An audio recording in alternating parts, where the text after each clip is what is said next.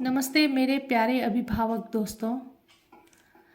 इससे पहले हमने बच्चों को व्याकरण क्या है वो समझाया था। व्याकरण की परिभाषा हमने उनको लर्न करवाई थी, याद करवाई थी। अब व्याकरण तथा उसके अंग कौन कौन से होते हैं ये हमें बच्चों को समझाना है। अब बच्चों को समझाना है कि जिस तरह से हमारे शरीर के अंग पार्ट्स ऑफ बॉडी होते हैं, ठीक उसी तरह से पार्ट्स ऑफ ग्रामर व्याकरण के अंग भी होते हैं, जो निम्न प्रकार से हैं। अब ये व्याकरण के अंग जो हैं वो बच्चों को याद करवाने पड़ेंगे ताकि वो इन टर्म्स को अच्छी तरह से समझ सकें। सबसे पहला है अक्षर। व्याकरण बिना अक्षर के शुरू हो ही नहीं सकती है।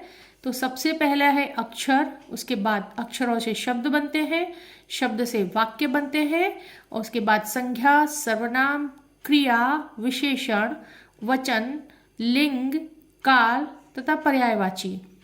कहने को तो ग्रामर व्याकरण बहुत बड़ी है, बट बच्चों के हिसाब से अभी इतना ही पर्याप्त है।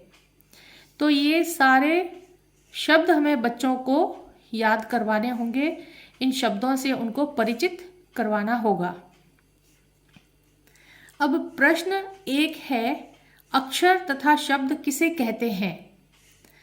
अब बच्चों को वर्णमाला तो अच्छी तरह से याद है ही, जो उनका बेसिक होता है हिंदी का। तो बच्चों को ये समझाना है कि जो वर्णमाला है वही असल में शब्द अक्षर होते हैं। तो संपूर्ण वर्णमाला को अक्षरमाला भी कहते हैं। अक्षरों के योग को शब्द कहते हैं, ठीक है ना। जो अक्षर होते हैं उनको मिला मिला करके शब्द बनाए जाते हैं। उनका अक्षरों का भी जो सही मेल है, ठीक है ना, तभी वो शब्द बनेंगे।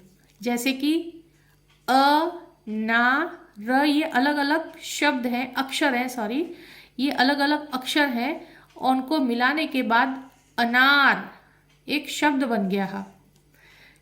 क, ल, श, ये क एक अक्षर है, ल अलग अक्षर है, श अलग अक्षर है। इनको मिला करके कलश बन गया, ठीक है।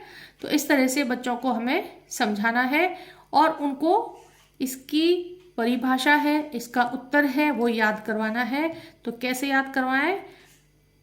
टुकड़े करके। संपूर्ण वर्णमाला को एक दो अक्षरमाला भी कहते हैं। संपूर्ण वर्णमाला को अक्षरमाला भी कहते हैं। नंबर 4 पर है, अक्षरों के योग को शब्द कहते हैं।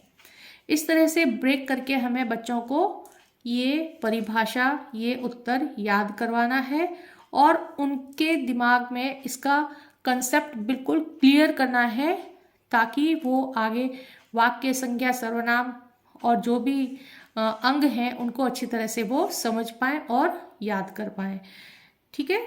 तो जैसे कि मैंने ऊपर बताया था, ठीक उसी तरह से बच्चों को यहाँ पे भी बताना है और याद करवाना है।